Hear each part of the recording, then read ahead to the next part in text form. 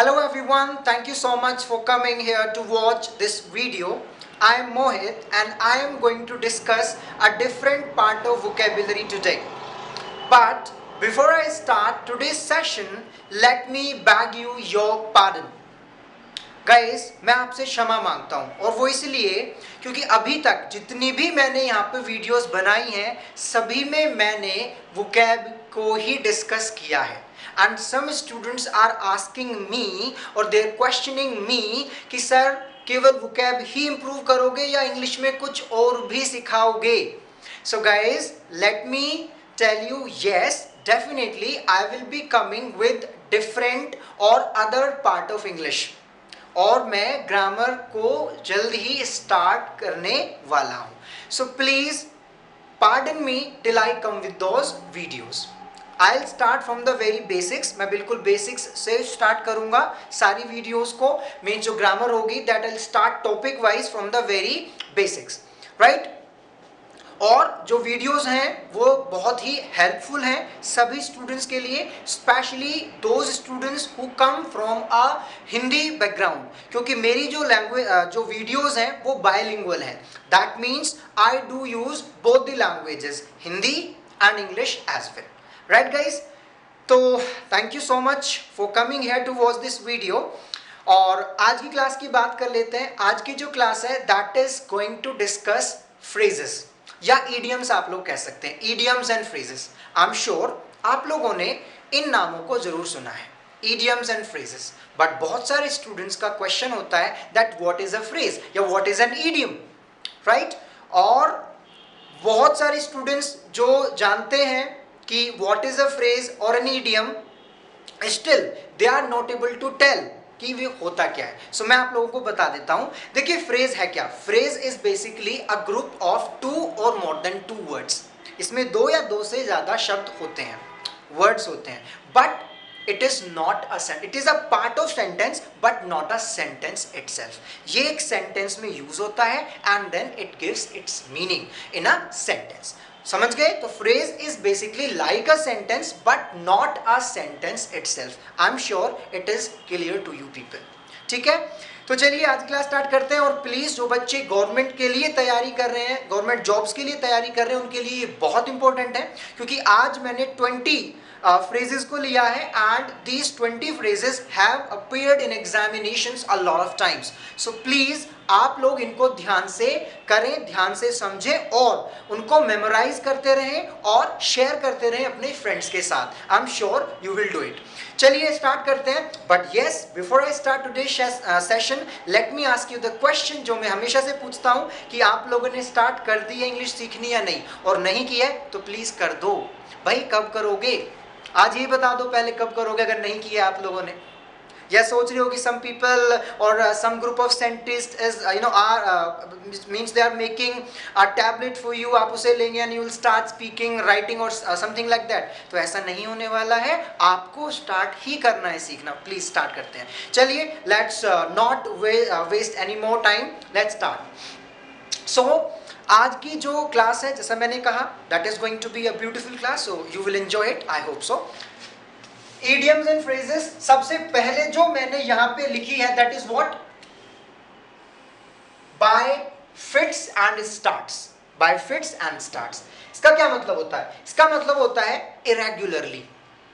इसका मतलब क्या है guys, irregularly. When you do something irregularly you do something bye fits and starts, right. और कभी भी उस चीज का रिजल्ट नहीं आता है. Whatever you do by fits and starts you never happen to get good score और fair marks you never get. ठीक है. So by fits and start means irregularly. इसका जो मतलब है that is very simple, irregularly, right. I am sure clear हो गया. दूसरा बोल्ड फ्रॉम द ब्लू. बहुत अच्छी इडियम है, बोल्ड फ्रॉम द ब्लू. इसका क्या मतलब है, an unexpected problem, something that you did not expect and it happened, और a problem, it is a problem basically that you didn't expect but it happened. तो इसको हम क्या कहेंगे, bolt from the blue. That means an unexpected problem. ठीक है, an unexpected unexpected problem. Next, by leaps and bounds, rapidly, बड़ी तेजी से. Like we can say today that India is progressing by leaps and bounds. बड़ी तेजी से वृद्धि कर रहा है हमारा Bharat. Right? So by leaps and bounds means rapidly. That means rapidly, at a good speed, rapidly. Next, French leave. What is French leave? French leave basically हम use करते हैं in the context of what? When a leave without permission means a leave without permission is called French leave. For example, you did not go to college or you did not go to school and you had not taken permission for it, right? So basically you went on a French leave or you took French leave. So इसको हम क्या कहेंगे? A leave without permission. ठीक है? A leave without permission is what? A French leave. जो last word है यहां पे जो लिखा हुआ है that is gift of the gab. ये बहुत अच्छी इडियम है and this is used for a person who has an impressive way of speaking. जिसको बहुत अच्छी कला है, he has good art of speaking, तो उसको हम क्या कहेंगे? That he has gift of the gab. We can use it for our honourable prime minister of India, right, Mr. Modi ji. We can use this for him that he has gift of the gab. Means ability to speak well. That is what? Gift of the gab. ठीक है? तो पहला था by fits and starts, irregularly, bolt from the blue, an unexpected problem, by leaps and bounds, rapidly, French leave, a leave without permission, gift of the gab, ability to speak well. ठीक है, चलिए आगे चलते हैं. तो जो next हमारे idioms 5 idiom phrases हैं वो यहाँ पे देखिए. Fair weather friend, fair weather friend, ऐसा दोस्त that he is with you when your time is good. He is basically a selfish friend. जब आपका टाइम बहुत अच्छा चल रहा है so he is with you, but when you get into hot water or when you face some difficulties or the time of adversity, he leaves you, right? He leaves you in the lurch, right? तो हम उसको क्या कहेंगे? That he is a fair weather friend and we should be aware of these kind of friends. ठीक है? So हम इसको क्या कह सकते हैं? A selfish friend. ठीक है? Next, cats and dogs. Guys, cats and dogs and cat and dog life. दोनों आप लोग यहाँ पे देख सकते हैं और ये दोनों एक जैसे हैं, थोड़े सिमिलर हैं. Cats and dogs और दूसरा क्या है? Cat and dog life. But इनकी मीनिंग में बहुत डिफरेंस है. Please do not get confused in their meaning. क्या डिफरेंस है? That I tell you. Cats and dogs means it is basically used in the context of raining, that it is raining heavily. बहुत तेज बारिश हो रही है, right? It is raining heavily. तो आप उसके लिए क्या यूज कर सकते हैं? It is raining cats and dogs. So that means heavily. और ये बेसिकली आप रेन के कॉन्टेक्स्ट में यूज करेंगे. Next, cat and dog life. इसका बिल्कुल अलग है. A troublesome life. A troublesome life, right? A life which has a lot of troubles in it. तो हम उसे क्या कहेंगे? That cat and dog life. जैसे हम कह सकते हैं, एक सेंटेंस बना सकते हैं that some or any new married couple is living a cat and dog life, a troublesome life. I'm sure it is clear to you. Next, by hook or by crook. बहुत सुना होगा और बहुत सारे आप में से लोग इसको जानते भी होंगे. जिनको नहीं पता है उनके लिए भैया बता देता हूँ क्या है ये. by hook और by crook, किसी भी तरीके से रिजल्ट शुड कम. जैसे अगर हम आज की बात करें, many of us want to get result by any means. चाहे वो रास्ता आपका सही हो, चाहे वो रास्ता आपका गलत हो. A lot of people want to earn money by any means.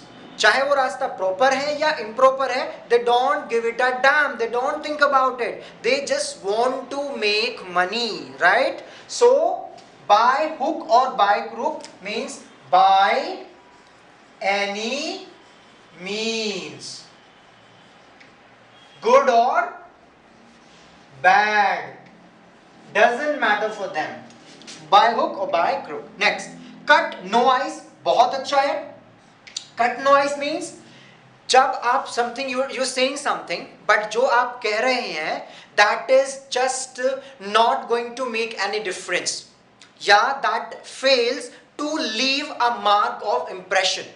आप किसी पर इंप्रेशन नहीं जमा पाते हैं what you are saying, so basically you are cutting no ice, you are cutting no ice. so यहाँ पे हम क्या कह सकते हैं cut no ice के लिए?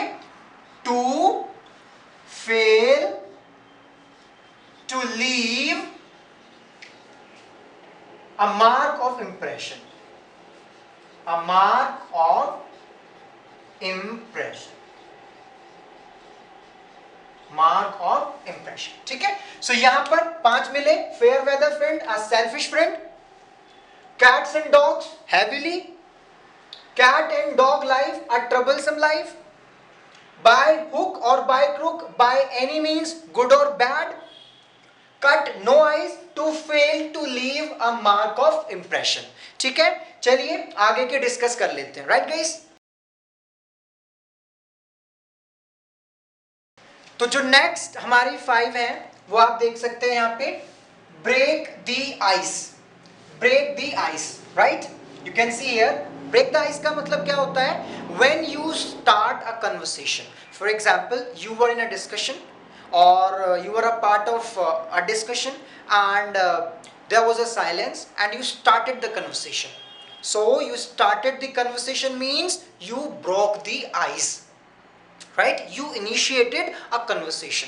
तो हम इसका मीनिंग क्या लिख सकते हैं? To start conversation.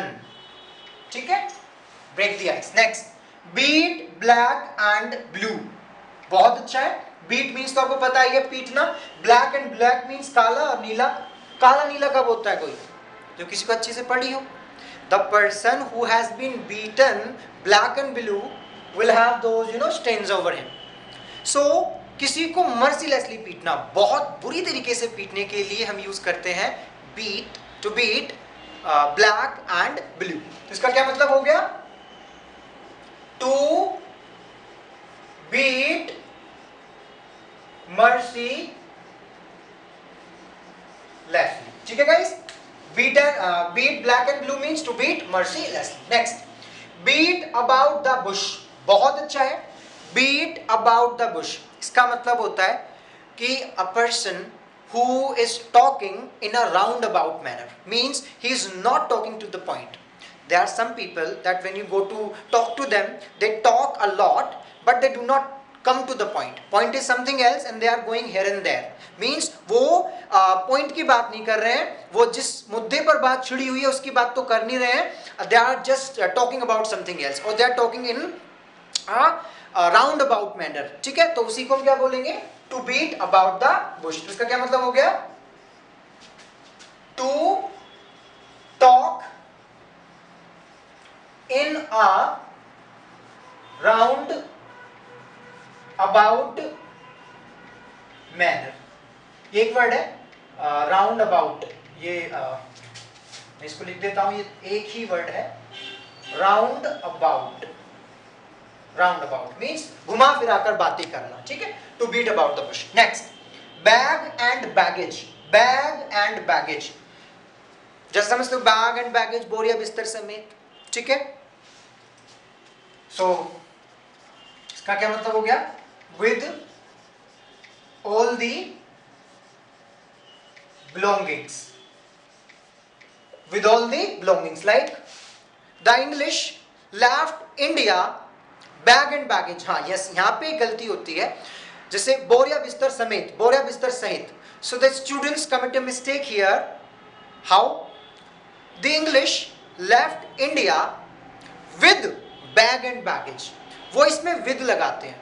और कई बार ये स्पॉटिंग द एरर में भी आया हुआ है इन गवर्नमेंट एग्जामिनेशंस, और उसमें यही मिस्टेक होती है कि वो विद लगाते हैं। कैसे?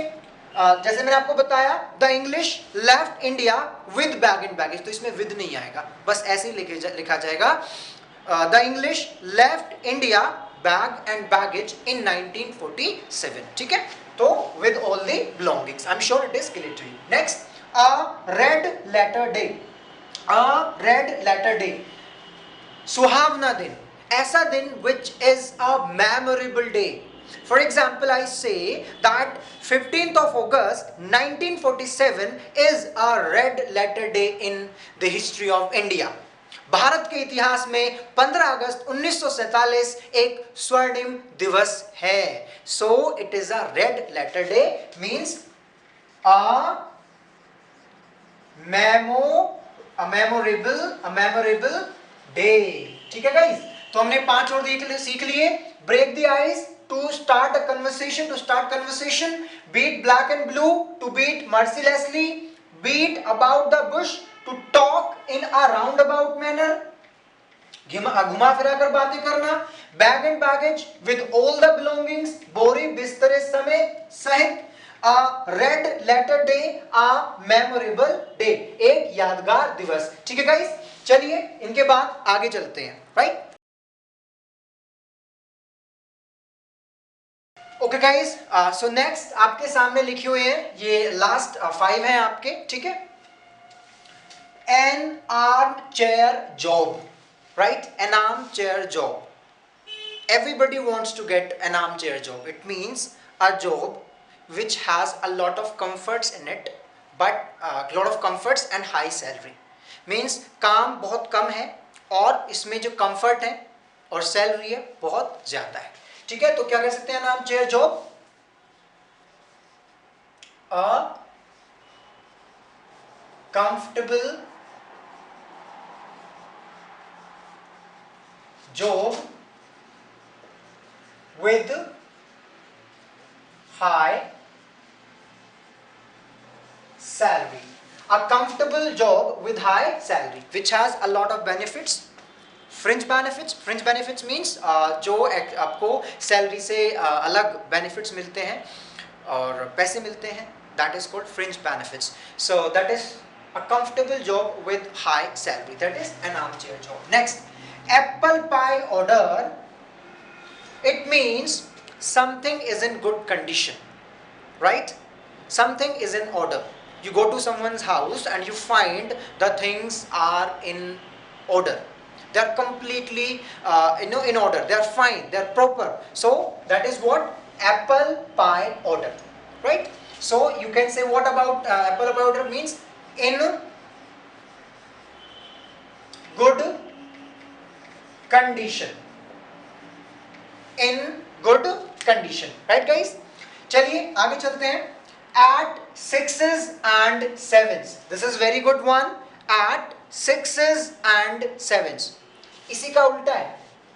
ये था in good condition, apple pie order. ये इसका बिल्कुल opposite है. That means in bad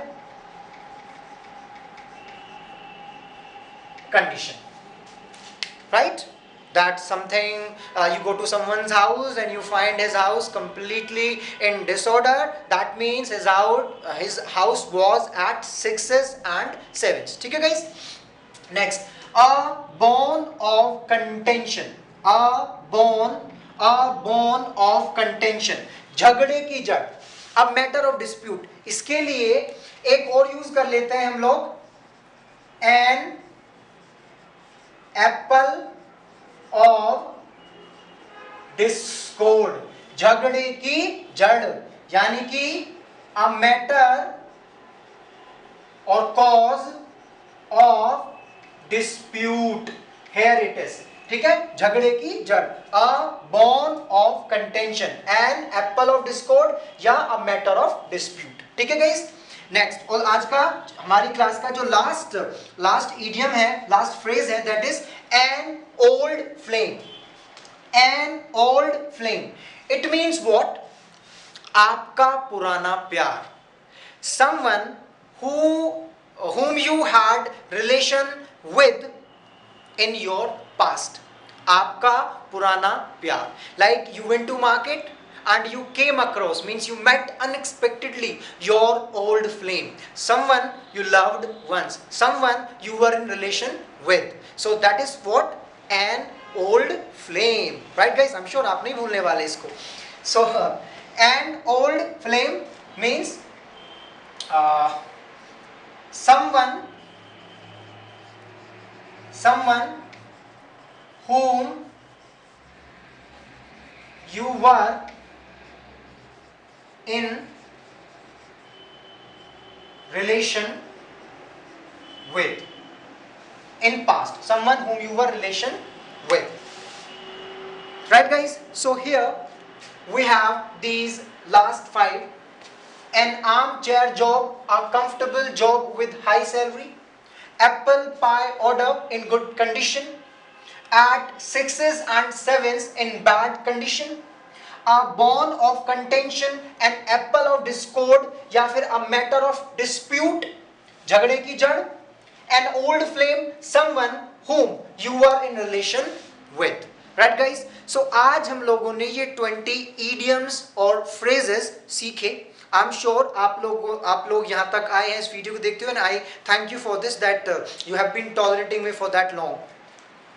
So guys, आज के जो idiom phrases हैं काफ़ी इंपॉर्टेंट है. As I told in the beginning of class, आप इनको प्लीज मेमोराइज कर लें, क्योंकि अगर इनको आप मेमोराइज नहीं करते हैं, इन पर आप सेंटेंसेस नहीं बनाते हैं, so there is not going to be any benefit of my classes. So I request you, please do the needful. ठीक है? और अब मैं आपको वैसे एक पेज पर ये आपको सारे जो मैंने आज डिस्कस किए हैं लिखने जा रहा हूँ, और इनके साथ सेंटेंसेस भी बनाकर मैं आप लोगों को देने वाला हूँ. ठीक है? सो प्लीज आप लोग एक बार नोट कर ले और इनको पढ़ते हुए चलें. आई am sure you liked this class and you understood some of the things I wanted to tell you.